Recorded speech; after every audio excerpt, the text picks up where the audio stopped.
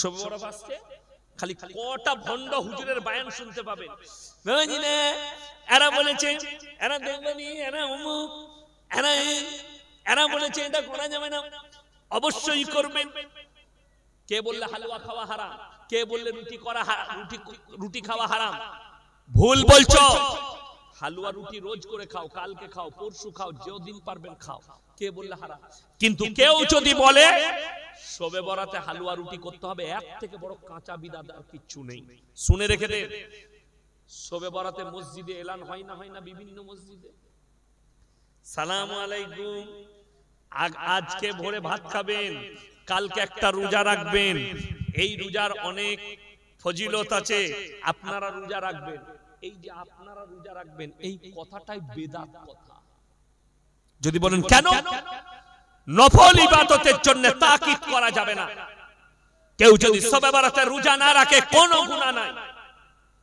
কিন্তু রমজান মাসে কোন ইমাম এলান করেছে, কোন মুয়াজ্জিন সেহরির সময় আসসালামু আলাইকুম, উঠে পড়ুন, আপনারা সেহরি খেয়ে নিন, পবিত্র রমজানুল মুবারকের মাস, এই মাসের একটা রোজা যদি কেউ ইচ্ছাকৃতভাবে ছেড়ে দেন, সারা জিন্দেগি রোজা রাখলে একটা রোজার মাসুল দিতে পারবে না। এই এলান কোনদিন হয় না, অথচ শবে বরাতের এলান হয়। আমাকে একজন ফোন করে খালা জিজ্ঞেস করছে, হুজুর নামাজের কি নিয়ত করব? তুই নিয়ত কর, আমি মরব। আমাদের দেশে তো পাইকারি নামাজ, খালার নামাজ পাইকারি। আপনাকে দেখিয়ে দিব 2-24 পরগনা, কলকাতা, মিঠিয়াবুরুজ, খিদিরপুর, আর আপনার গার্ডেন রিচ, আর আপনার হাওড়া জেলায় কিছু গুটকাখোর আছে, সারা রাত খালি গুটকা খাচ্ছে আর বাইক নিয়ে ঘুরে বেড়াচ্ছে। একবার করে কবরস্থানে যাচ্ছে বাপ দাদা,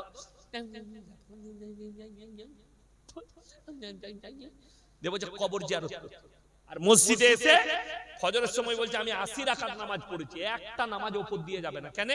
তারপরের দিন থেকে ও মাল আর নাই, ও খালি শবে বরাতের মাল দিয়ে বলছে আমাদের হুজুর তো ঘুমাচ্ছিল। হুজুর তোর মতো নামাজ পড়ে না, হুজুর যে নামাজটা পড়ে খাঁটি। আমাদের দেশ তো পাইকারি চলছে, পাইকারিতে। আজকে জানেন আপনারা ইসলামটাকে মাজাক বানিয়ে রেখে দিয়েছে। কেন? ইসলাম মাজাক হয়ে গেছে আজকে সমাজের বুকে। আমি সেদিনে বলেছি মুর্শিদাবাদের মাটিতে তোমরা মাজাক বানিয়েছো। কেন? খালি পয়সা বাঁচাবার লেগে। একটা বিটির বিয়ে দিলে 5 বার খোঁজ নেয় ছেলের কতটা ইনকাম আছে, ছেলেটা কেমন, ছেলেটা কি করে, আপনি 10 বার খুঁজলেন। আর মসজিদের মুয়াজ্জিন কাকে রাখবে? গ্রামের চাচা, জীবনে আর কাজ করতে পারে না। চাচাকে বলেছে, চাচা গো তুমি 5 ওয়াক্ত নামাজ পড়ো, কোন রকম ঝাটপাট দিবে আর 5 ওয়াক্ত আজানটা দিবে, তুমি 3 বেলা আমার ঘরে খাবে।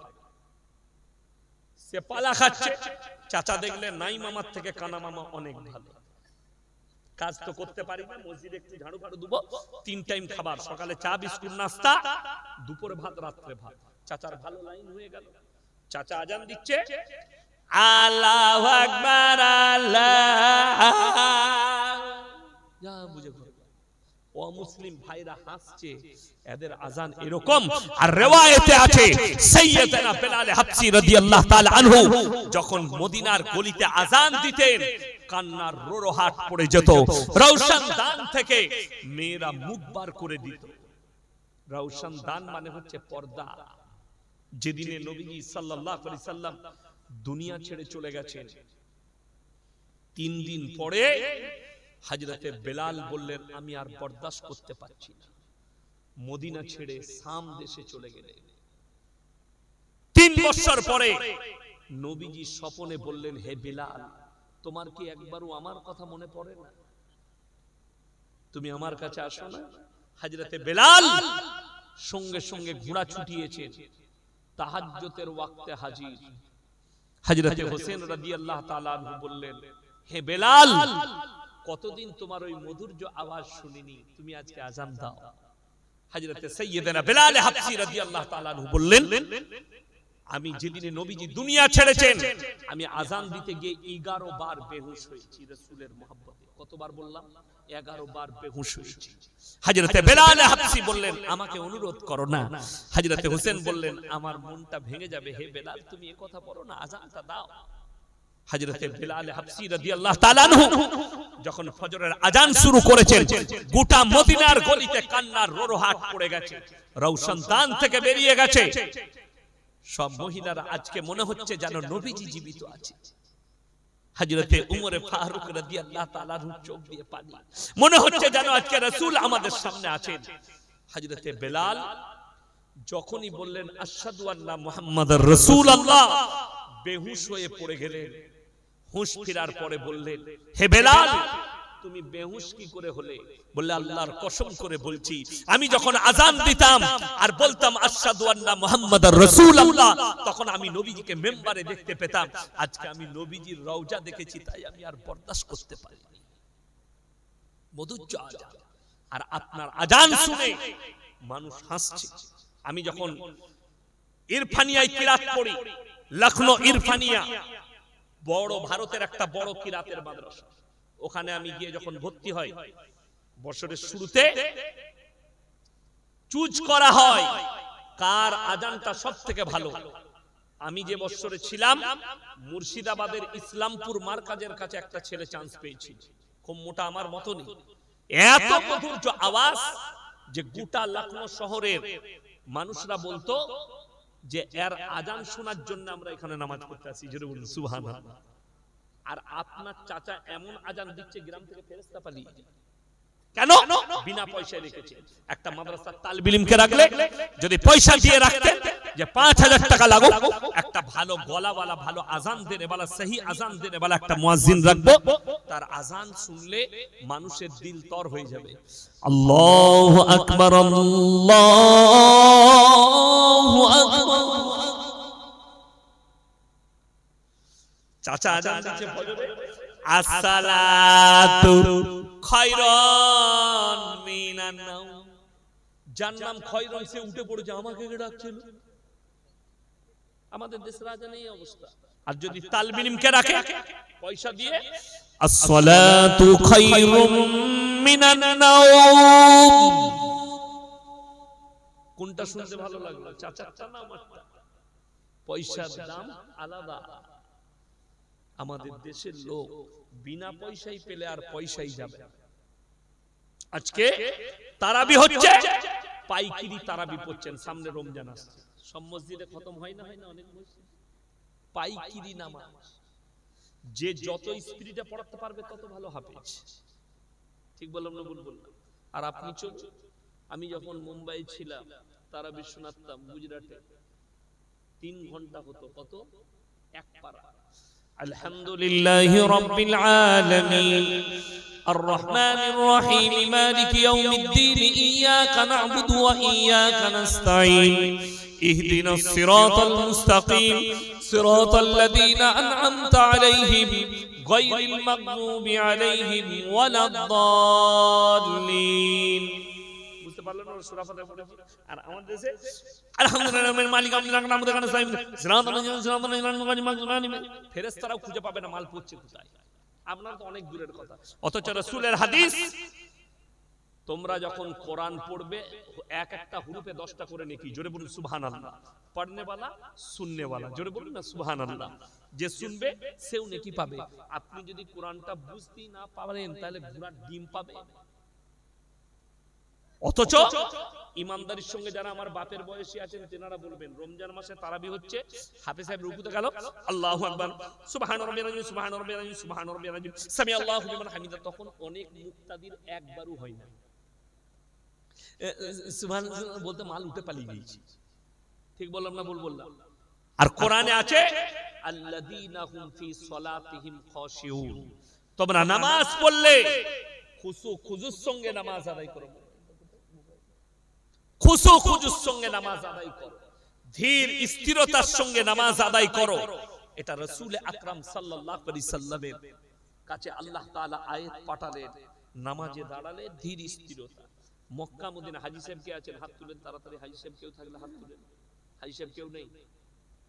যদি থাকে জিজ্ঞেস করবেন। মক্কা মদিনায় আজান দিলে তারা মসজিদে প্রবেশ করে যায়, আর আমাদের দেশে যখন ইকামত শুরু হয় তখন ঢুকছে, দিয়ে উজুখানে আল্লাহ, আর মনে পড়ছে না দোকানে চাবি লাগাইছি না লাগাই, নামাজ আর দোকানে একসাথে। তোমার ইবাদত এইরকম। অথচ কোরআনে আছে ইয়া আইয়ুহাল্লাযীনা আমানু ইযা নুদিয়া লিস-সালাতি মিন ইয়াউমিল জুমআহ ফাসাউ ইলা যিকরিল্লাহি ওয়া যারুল বাই যালিকুম খায়রুল লাকুম ইন কুনতুম তা'লামুন। হে আমার নবী বলে দাও, যখন তোমাদিকে নামাজের জন্য ডাক দেওয়া হয়, বেচাকিনা বন্ধ করো, ব্যবসা বাণিজ্য বন্ধ করো, আর তোমরা ছুটে এসো আল্লাহর ঘরের দিকে। চলে এসো আল্লাহর ঘরে। আজান হয়েছে, মক্কা মদিনায় দোকানপাট খোলা থাকে, আজান হলো মসজিদে লোক প্রবেশ করে, কিন্তু আমাদের দেশে ইকামত দিলে প্রবেশ করে। সবাই 5 ওয়াক্তের নামাজি হব, জোরে বলুন ইনশাআল্লাহ। নামাজ ফরজ, কম্পালসারি, আপনি পড়বেন, পরিবারকে দাওয়াত দিবেন। 7 বছর বয়স হলে তার হাতটা ধরে নিয়ে এসে 5 বছর থেকে মসজিদের পেছনের কাতারে দাঁড় করাবেন, জোরে বলুন ইনশাআল্লাহ। জুম্মার দিনে হোক, 5 ওয়াক্তে হোক। ছেলের বয়স যখন 9 বছর ঢুকে যাবে তাকে নামাজের তাকিদ দেন। 9 বছর বয়স ছেলে মেয়ের হলে বালিগান করিবা, বালিগ হব, তাকে নামাজের তাকিদ দেন। নামাজ তোমাকে পড়তেই হবে। দুঃখটা কোথায়? বাপ নামাজি, মা নামাজি, ছেলে 20 বছর বয়স হলো জীবনে নামাজ পড়ে না, মা কোনোদিন তাকে বেত্রাঘাত করে। কেন নামাজ পড়লে না? কিন্তু আমাদের সন্তানরা একদিন টিউশন কামাই করলে মা তাকে মারে, পয়সা দিয়ে টিউশন রাখা হয়েছে। হে আমার মা, দুনিয়ার মহব্বতে তোমার টাকার এত মহব্বত যে তোমার ছেলে একদিন টিউশন কামাই করলে তোমার টাকা লস হবে। আর তোমার চোখের সামনে আপনি ভেবে দেখুন, আপনার চোখের সামনে যদি আপনার সন্তানকে কেউ আগুনে জ্বালায়, সেই বাপ বরদাস্ত করতে পারবে? মা বরদাস্ত করতে পারবে? আমার মা, আমার বোন, কিয়ামতের দিনে তোমার চোখের সামনে তোমার সন্তানকে জাহান্নামের আগুনে নিক্ষেপ করা হবে, তুমি কি করে বরদাস্ত করবে? ওই জন্য বলবো, বাচ্চাদিকে নামাজের তাকিদ দেন। আপনারা ইমানদারির সঙ্গে বলুন, মহিলাদের পর্দা করা ইসলামে ফরজ না ফরজ? ফরজ। আমাদের সমাজে 100টা মহিলার মধ্যে 80টা মহিলা বেপর্দা ভাবে ঘুরে বেড়াচ্ছে। শুধু তাই নয়, এখন 10% মেয়ে মুসলিমদের তারা মোবাইলে টিকটক বানাচ্ছে, বোরকা পরে, হিজাব পরে, শরীর ঢেকে, হারাম। এই আমি দেখছিলাম গুজরাটের একটা মুফতি আনাস একটা নায়িকাকে বিয়ে করেছে, আর্টিস্টকে। এর থেকে বড় হারামখোর পৃথিবীতে, এর থেকে বড় হারামখোর মুফতি পৃথিবীতে কেউ নেই। একে মুফতি বলা গুনাহ হবে। टिकटॉक बनाচ্ছে তার স্ত্রী, बोलते हमने इस्लाम को अपना लिया, फिल्मी दुनिया छोड़ दिया। अरे तुमने इस्लाम में आकर इस्लाम का बदनाम कर दिया। ये बदनाम है इस्लाम का, बेइज्जती है हमारा दीन का। বউকে দিয়ে টিকটক বানাচ্ছে, বউয়ের ছেলে হচ্ছে টিকটক। हमारा बच्चा पैदा हुआ, हमारा ये हुआ। ये उलमाए देवबंद का शान नहीं है, ये हमारे अकाबीर का शान नहीं है। আমার নাম এমডি ইয়াসিন আহমদ। কি নাম বললাম? এমডি ইয়াসিন আহমদ। ডিগ্রি গুলো পড়ে রেখে দিলাম। এই নামটা আমার কোথায় আছে জানেন? কোথায়? ফেসবুকে। কোথায় বললাম? ফেসবুকে। যাদের কাছে দামি অ্যান্ড্রয়েড মোবাইল আছে, ফেসবুকে আমার সঙ্গে জয়েন করবেন। আমার ওইখানে কিরাত, গজল, বয়ান এবং কিছু গুরুত্বপূর্ণ পোস্ট পাবেন। ওইখান থেকে যদি আমার দুটো মেয়ে, একটা বাচ্চা মেয়ে, একটা বড় মেয়ে, যদি একটা ছবি বার করতে পারেন, আল্লাহর কসম খেয়ে বলছি, জীবনে আমি আর সমাজের মুখে মুখ দেখাবো না। এটা আল্লাহর কসম খেয়ে বললাম। আর বউকে নিয়ে টিকটক বানাচ্ছে, নিজেকে বলছে हम मुफ्ती है। तुम्हारा जैसा मुफ्ती इस्लाम का कलंक है, হারাম। জেনে রেখে দিবেন, পর্দাকে ফরজ করা হয়েছে রাসূল আকরাম সাল্লাল্লাহু আলাইহি সাল্লামের কাছে। যেদিনে পর্দা ফরজ করা হলো, অনেক মূর্খ লোক বলছে আল্লাহর নবীর বিবিরা ব্যবসা করছে। এটা সত্য না মিথ্যা? কথা বলে না? সত্য, কিন্তু ব্যাখ্যাটা ভুল। কি ভুল বললাম? ব্যাখ্যা ভুল। সেই যুগে নবীজি সাল্লাল্লাহু আলাইহি সাল্লামের কাছে তখন নবুয়ত আসেনি, নবীজির বয়স 25 বছর। কত বললাম? 25 বছর। হযরতে খাদিজা রাদিয়াল্লাহু তাআলা আনহা, আল্লাহর নবীর প্রথম বিবি, 40 বছর বয়স। সেই যুগে আরব দুনিয়ার 10টা বড় ব্যবসায়ীর মধ্যে হযরতে খাদিজাতুল কুবরা রাদিয়াল্লাহু তাআলা একটা বড় ব্যবসায়ী ছিলেন। কথাটা বুঝতে পারেন? এবং বিবাহের পরেও ব্যবসা করেছেন। কিন্তু যেদিন থেকে পর্দা ফরজ হয়েছে, হাদিসে আছে, রিওয়ায়েতে আছে, নবী এবং সাহাবীর বিবিরা পায়ের নখটা পর্যন্ত হুজরাখানা থেকে বের করেনি। জোরে বলুন সুবহানাল্লাহ। আমাদের দেশের পর্দা আপনি ভেবে দেখুন, একটা চকলেটের দাম 1 টাকা। 1 টাকা চকলেট হয় না, হয় না? আচ্ছা, সেটা খোলা থাকে না প্যাকেটের মধ্যে থাকে? প্যাকেটে। 1 টাকা চকলেট কেউ যদি খুলে বিক্রি করে, আপনি আর জীবনে চকলেটটা কিনবেন না। মাছি বসেছে, ধুলো পড়েছে, এই চকলেটের ইজ্জত নষ্ট হয়েছে। হাই রে মুসলমান, 1 টাকা চকলেট যদি খুলে বিক্রি করে, তার ইজ্জত নষ্ট হয়ে যাবে তোমার কাছে। আর আল্লাহ তাআলা একটা নারীর এত মর্যাদা দিলে, আর তোমার বিবিকে, বিটিকে বেপরদা করে রাস্তায় বার করে দিলে, তাদের ইজ্জত নষ্ট হবে না? আল্লাহ কত মর্যাদা দিয়েছে। কোরআনে বলেছে, ওয়াদরিব খুমুরিহিন্না আলা জুনুবিহিন, হে নারী, তুমি পর্দা নির্ধারিত করো, তোমরা কোনোদিন ধর্ষিতা হবে না, তোমরা কোনোদিন লাঞ্ছিত হবে না। এটা কোরআন, এটা ইসলাম। একটা কলা আপনাদের বাজারে কেউ যদি ছিলে বিক্রি করে, সেই কলাটা আর কেউ কিনবে বাবা? কেন? মাছি বসেছে, মশা বসেছে, ধুলো পড়েছে, তার ইজ্জত নষ্ট। একটা কলা যদি কেউ ছিলে বিক্রি করে, তার ইজ্জত আপনার কাছে নষ্ট হয়ে যাবে। আর আপনার বিবি নিজের পেট, পিঠ, নিজের মাথা, চুল, আপনার বিটি পা বার করে, শরীর বার করে রাস্তায় ঘুরবে, আপনার বিবির ইজ্জত, বিটির ইজ্জত নষ্ট হবে না? আপনি কি করে ভাবলেন? যারা ভাবছে এটা মডেলিং এর যুগ, মেয়েরা অল্প পোশাক পরবে, এটাই মডেলিং, জেনে রেখে দিবেন, এই গোটা জয়নগর থানায় সবথেকে বড় মডেলিং হচ্ছে কুত্তাগুলো, যাদের কোনো পোশাকই নাই। এই কুত্তাগুলো হচ্ছে সবথেকে বড় মডেলিং। আর যদি আপনি মুসলমান হন, মুমিন হন, আপনার মেয়েকে আপনি পর্দায় আনুন, আপনার বিবিকে আপনি পর্দায় আনুন, আপনার পরিবারে পর্দা আনেন, আপনার বাড়িতে পর্দা আনেন। ইয়াসিন সাহেবের সঙ্গে আপনার যতটাই বন্ধুত্ব হোক, মাথায় রাখবেন, আপনি যদি আমার সঙ্গে দেখা করতে যান জলসার দাওয়াত দিতে, আপনার স্থানটা আমার অফিসেই শেষ হবে, আপনি আমার বাড়িতে ঢুকতে পাবেন না। ঠিক বললাম না ভুল বললাম? অথচ আপনি বলছেন হুজুরকে ভালোবাসি, ইয়াসিন ভাইকে ভালোবাসি, অমুক হুজুরকে ভালোবাসি, তোমার বউয়ের সঙ্গে পালনে বস করিয়ে ইয়াসিন সাহেবের গল্প করাচ্ছ। তোমার লজ্জা শরম নেই? আর সেই মৌলবীর লজ্জা নেই যে তোমার বউয়ের সাথে বসে গল্প করছে? নির্জনে একজন নারী, পর পুরুষ আর পর নারী এক কাছে হওয়া হারাম। সেখানে তৃতীয় নম্বর যে ব্যক্তি হাজিরি দেয়, তার নাম হচ্ছে শয়তান।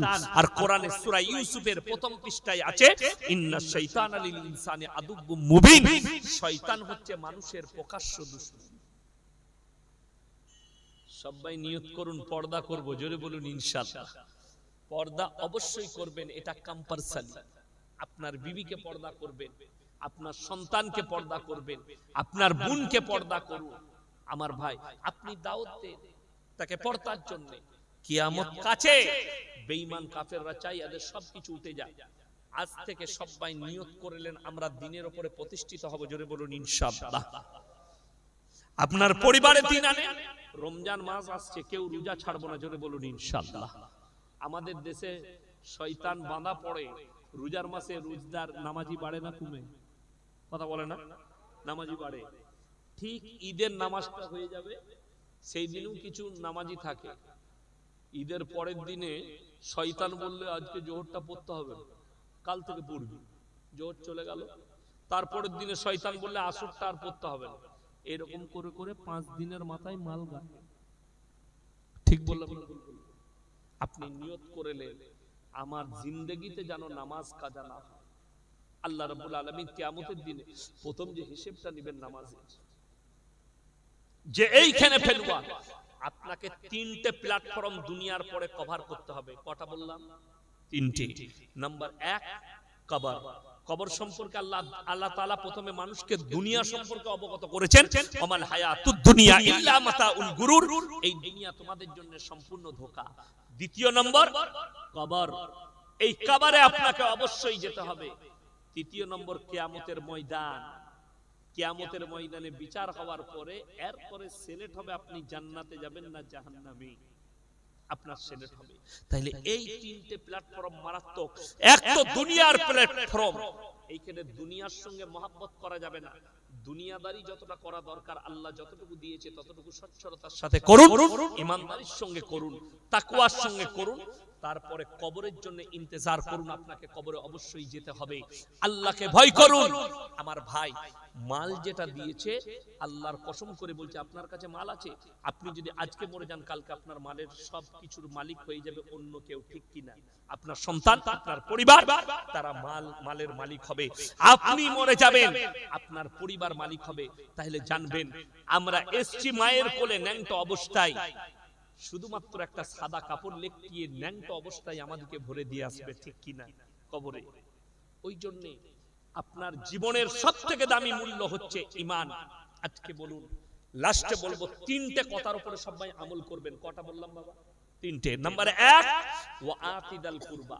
তোমার কাছের গরীব যদি হাত পাতে তার হাতকে জীবনে ফিরিও না। ওয়াল ইয়াতামা ওয়াল মাসাকিন, এতিম আর মিসকিন যদি তোমার কাছে হাত পাতে তাদের হাতকে ফিরিও না। ওয়াবনাস সাবিলি ওয়ালা তুবাদদির তাবদীরা, আর মুসাফির যদি হাত পাতে তাদের হাতকে ফিরিও না। আপনি 1 টাকা দান করলে, যে মনে করেছেন 1 গাড়ি দান করেছি, 1 টাকা দান করলে ভাববেন আল্লাহ তুমি আমাকে দেনেওয়ালা বানিয়েছো, আমাকে হাত পাতনেওয়ালা বানাও। এটা মনে মনে ভাববেন, চোখ দিয়ে পানি ফেলাবেন, আল্লাহ আমাকে দেনেওয়ালা বানিয়েছো, হাত পাতনেওয়ালা নয়। পৃথিবীতে সবথেকে দামি জায়গা দুটো জায়গা। নাম্বার 1 আল্লাহর ঘর মসজিদ, নাম্বার 2 ওই জায়গা যেখানে আল্লাহ আল্লাহর রাসূলের কথা আলোচনা হয়। আর রাসূল আকরাম সাল্লাল্লাহু আলাইহি সাল্লাম বললেন, যাকিরা গচ্ছিত সম্পদ, মানুষ কিয়ামতের দিনে খালি কাঁদবে, আমি যদি আরো কিছু বেশি টাকা দান করতাম আমার জন্য মঙ্গল হতো। এই আয়াতের পরের আয়াতটা ডেঞ্জার আয়াত আছে, ইন্নাল মুবাদদিরিন কানু ইখওয়ানাশ শায়াতিন ওয়া কানা শাইতানু লিরাব্বিহি কাফুরা। হে আমার নবী বলে দাও, যারা অপব্যয় করে তারা শয়তানের ভাই, আর শয়তান জাহান্নামী, তারাও জাহান্নামে প্রবেশ করবে। অপব্যয় কি? আল্লাহ আপনাকে টাকা দিয়েছে, আপনি গান বাজনা, লোটো, ওয়ার্ল্ড কাপ, ফাংশন, মদ, গাঁজা, লটারি, হারাম কাজে, ইসলাম বিরোধী কাজে, রাসূল বিরোধী কাজে আপনি খরচ করছেন, আপনি হবেন শয়তানের ভাই। আশা করি হয়তো আপনাদের এলাকায় নাই, চালতা বেরিয়ায় বন্ধন লোন, গ্রুপ লোন আপনাদের এলাকায় নাই। কথা বলে না? আছে? আচ্ছা, গাদা আছে, থাকা ভালো। ভয়ে কেউ কথা বলছেন, আমি তো জানি, থাকলেও বলবেন, মুখ বন্ধ। বড় কষ্ট লাগে, দুঃখ লাগে। আপনি 20,000 রোজগার করেন, বেঈমান কাফেরদের মেহনত ছিল, এদের নারীদিকে বেপরদা করে রাস্তায় বার করে দাও, এদের ঘরে ঘরে সুদ ঢুকাও, যাতে এরা জান্নাতের মুখ খুশবু পর্যন্ত যেন না পায়, এরা যেন জাহান্নামের রাস্তা অতিক্রম করে। এইটাই ছিল ইহুদি নাসারাদের, খ্রিস্টানদের আখলাক, যে মুসলমানদের কাছে হারাম জিনিস ঢুকিয়ে দেয়।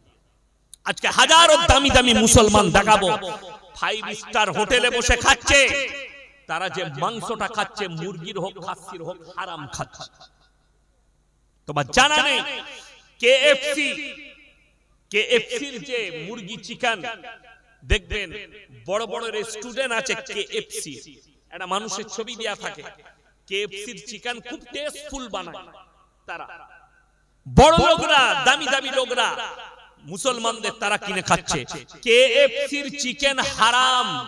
কোন বাপের বেটা মৌলবি যদি আমার সঙ্গে চ্যালেঞ্জ নেয়, আমি চ্যালেঞ্জ দিয়ে বললাম, যদি কোন ওই কেএফসির কোম্পানির মালিক যদি আমার সঙ্গে চ্যালেঞ্জ নেয়, যারা ডিলারশিপ নিয়েছে ইসরায়েলের কাছ থেকে, চ্যালেঞ্জ নাও, আমি তোমাদের কোম্পানিতে যেখানে মুরগিগুলো কাটা হচ্ছে ঢুকে প্রমাণ করে দেব সমস্ত হারাম।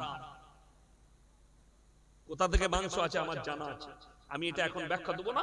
যদি আমার চ্যালেঞ্জ অ্যাকসেপ্ট করে, তারা শোনার পরে তখন তাদের সঙ্গে লড়াই করা যাবে, কিন্তু আমি ফতোয়া দিয়ে যাচ্ছি হারাম, কেএফসির চিকেন খাবেন না। এরকম হাজারো কোম্পানি আছে যারা আপনার কাছে হারাম জিনিস তুলে দিচ্ছে, আপনি অনুভবই করতে পারেন, ভাবতেই পারবেন না যে আপনার কাছে হারাম পৌঁছে যাচ্ছে। ত্রিপুরাতে আমি জলসা করতে গেছি, তো আমাকে আমি দেখলাম হোটেল দেখি এখানে কিরকম কি রাস্তা দিয়ে গাড়িটা আমার ছুটছে, আমি 150 কিলোমিটার গিয়েছিলাম। একটা হোটেলে লেখা আছে গরুর মাংস পাওয়া যায়, শুয়োরের মাংস পাওয়া যায়, খাসির মাংস, মুরগির মাংস। কথাটা বুঝতে পারেন? একটাই হোটেল, সেই হোটেলে মুসলিমের খাওয়া যাবে? কথা বলেন। আপনাকে গরুর মাংস দিলেও খাওয়া যাবে না, চামচটা সব জায়গায় যাচ্ছে। কথাটা বুঝতে পারেন? চামচটা সব জায়গায় ছুটছে। শুয়োরের মাংসটা একজনকে দিল, ওই চামচটাই নিয়ে গরুর মাংসটা আপনাকে দিল। হারাম ভেবেছি। এইটাই বেঈমান কাফেরদের মেহনত। আপনি বলুন আমাদের সমাজে সব থেকে কম বেতন ইমামদের, ঠিক বললাম না ভুল বললাম? অথচ আপনি আপনার এলাকার একটা ইমামের বিবিকে বার করুন যে কোমরে কাপড় গুঁজে সে গেছে, তাকে 6000 বেতন দেন ইমামকে, তারপরও তার বউ রাস্তায় বেরিয়ে বন্ধন লোন আর গ্রুপ লোন করে বেড়াচ্ছে। আমাদের দেশে এরা কি করলো? 10 জন করে গ্রুপ করো, আর কিছু মহিলা আর কিছু গুমরা তারা বলছে এই মৌলবীদিকে যে এরা তো পয়সা দিবে না আমাদেরকে ব্যবসা করার জন্য। তোমাকে কে বললো যে তোমাকে সুদের টাকা নিয়ে ব্যবসা করতে হবে?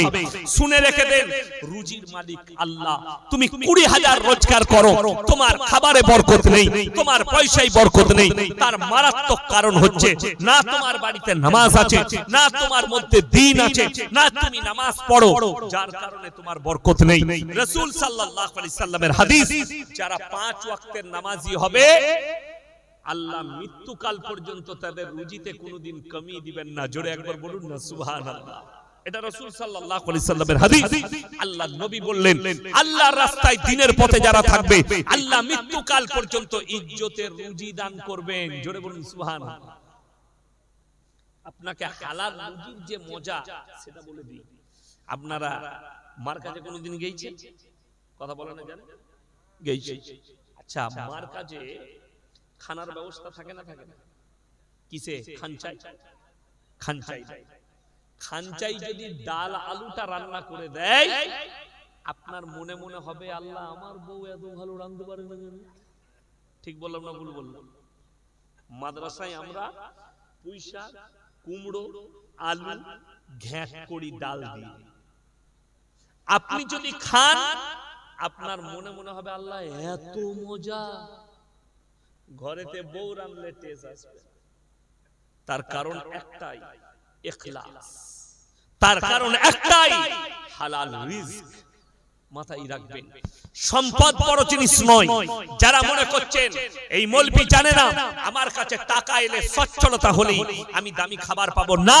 আল্লাহর কসম করে বলছি রুজির মালিক হচ্ছেন কে? সকলে জোরে বলুন আল্লাহ।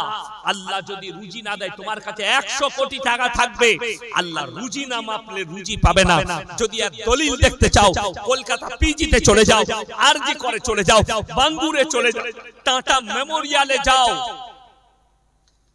কোটিপতি লোক খেতে পায় না, গলা দিয়ে পাইপ ভরা আছে, লিভার ক্যান্সার, লিকুইড খাবার যাচ্ছে, পায়খানার থলি বার করা আছে, ক্যান্সার। খাবার খেতে পায় না, লিকুইড খাবার খেতে হয়, যেটা খালি প্রস্রাব হয়ে বেরিয়ে যাবে। কিন্তু আপনি মাঠে খাটেন, আপনি মুমিন। কত মানুষ দস্তরখানে খাবার পৌঁছাচ্ছে। আমি 1 জানুয়ারি আমার জলসা ছিল ত্রিপুরায়, আগরতলায়, কৈলাসর থানা। মানে আগরতলা থেকে 150 কিলোমিটার আমাকে যেতে হবে। আমার 12টা 10-এ ফ্লাইট ছিল, 12টা 20-তে। তো আমি তার আগের দিনে মালদায় জলসা করেছি, রাত্রে 12:30টায় গাড়ি চেপেছি, সকাল 6:30টায় আমি শিয়ালদা হয়ে নেমেছি। নেমে মুখ হাত ধুয়ে গাড়ি ধরে এয়ারপোর্ট গেলাম। একটা চা খেয়ে বসে আছি, নিয়ত করেছি আমি, আমার নিয়ত হচ্ছে আমি আগরতলায় নেমে খানা খাবো। এটা আমার নিয়ত। ওখানে নেমে উনারা নিতে আসবেন, রাস্তায় যেতে যেতে কিছু খেয়ে নেব, এইটা নিয়ত করেছি। কিন্তু একজন আমাদের বর্ধমান জেলার অফিসার ওখানে কাজ করে, তিনি আমাকে দেখে কাঁচের ভেতর থেকে ছুটে এসেছেন, আপনি ইয়াসিন হুজুর না? জি ভাই, কিছু খেয়েছেন? আমি বললাম না, আমি আগরতলায় আমার ফ্লাইট আছে, আমি ওখানে নেমে 2টোর সময় খাবো। তিনি বললেন না ভাই, আমার খুব ইচ্ছা আপনি একটু আমার সাথে খান। না, আমার হাতটা ধরে টেনে নিয়ে গেল তাদের অফিসে বসিয়ে ভেজ থাল এনে আমাকে খাওয়ালো। আমি খাওয়ার পরে আল্লাহর শুকর আদায় করে বললাম, আল্লাহ তুমি হচ্ছ রুজির মালিক। আমার নিয়ত আগরতলায় খাবো, কিন্তু আল্লাহর রুজি মেপেছে কলকাতা এয়ারপোর্টের ভেতরে। এইটাই হচ্ছে আল্লাহর কুদরত। আমার ভাই বলুন, আমরা নামাজ ক ওয়াক্তের পড়ি? কথা বলে না, কথা বলে না। ক ওয়াক্তের? 5 ওয়াক্তের নামাজ। সর্বপ্রথম নামাজ আমাদের কখন শুরু হয়? ফজর। আর ফজরের সময় আল্লাহ দোয়াকে কবুল করে নেয়। জোরে বলুন সুবহানাল্লাহ। ফজরের সময় দোয়াকে কবুল করে নেয়। এরপর বলি, এই ফজরের নামাজে আপনি নামাজি হন, এই আল্লাহর ঘর মসজিদে দোয়া কবুলিয়াতের জন্য 5,000 টাকা ফজরের জন্য কে দিবেন? একজন আল্লাহর বান্দা হাত তুলে। মাত্র 5,000 টাকা বলেছি মসজিদের জন্য। জাকিরা, মানুষ কাঁদবে কিয়ামতের দিনে। তাড়াতাড়ি বলুন, 5,000 টাকা একজন আল্লাহর বান্দা। আমার সঙ্গে হাত মিলিয়ে যান, একটু বলে যান, আমি দোয়া দেব। মুসাফির মানুষ, 5,000 টাকা মাত্র আল্লাহর ওয়াস্তে ফজরের জন্য। কি নাম? মনিরউদ্দিন গাজী ভাই, 5,000 টাকা। আল্লাহ তাআলা ভাইয়ের ইজ্জতে বরকত দাও, আল্লাহ জানে মালে বরকত